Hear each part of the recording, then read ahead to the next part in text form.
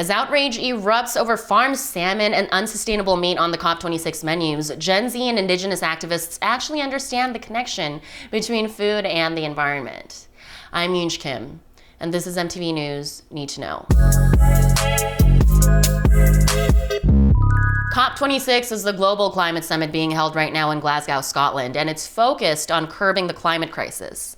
So when more than half of the conference's menu included options containing unsustainable products like burgers, venison, beef ramen, farmed salmon, and haggis, many were quick to criticize.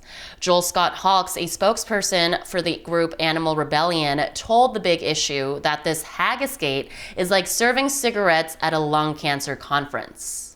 At this point, it is well documented that mass meat and dairy consumption is having devastating effects on our planet.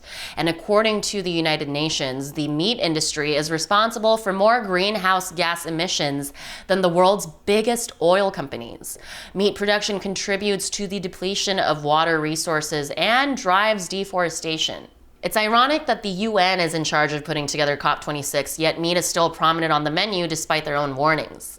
A UN press release ahead of the conference said that delegates would be served plant-forward meals, with options like soup and a blueberry crumble.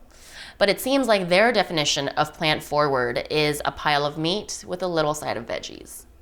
And to be clear, we're not saying the entire world should go fully vegan or vegetarian. These might not be the right dietary options for everyone or affordable in some parts of the world. But you can still adopt more sustainable food practices simply by reducing your beef and dairy intake. It's also worth mentioning that in the United States, the food industry is heavily subsidized to favor meat production, which is why young Indigenous people are calling for the country to adopt their long-held sustainable food practices of sourcing locally, reducing waste, and halting overconsumption. Climate justice organizer Jade Begay told Civil Eats, "When we show up in spaces like COP26, scalable solutions is what the majority of industry, tech, and governments are trying to do. It's a buzzword. We're not interested in blanket solutions that are meant to keep production or consumption going at the rate that it has been going at." Jade is part of the Indigenous-led Indian Collective, which supports the Land Back movement that aims to return stolen land to Indigenous tribes. The organization also funds practices like kelp farming and buffalo conservancy, which create sustainable food systems. This is part of why the Land Back movement is so important. Indigenous people sustain 80% of the world's biodiversity, but only make up 5% of the global population. Returning land would not only be just, it would be environmentally beneficial to everyone. And Gen Zers, more than older generations, are seeing the links between what we consume and how it affects the planet.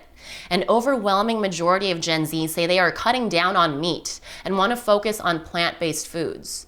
It's an effort to disrupt the meat industry that could be the deciding factor in food companies, restaurants, and grocery chains adopting sustainable agriculture.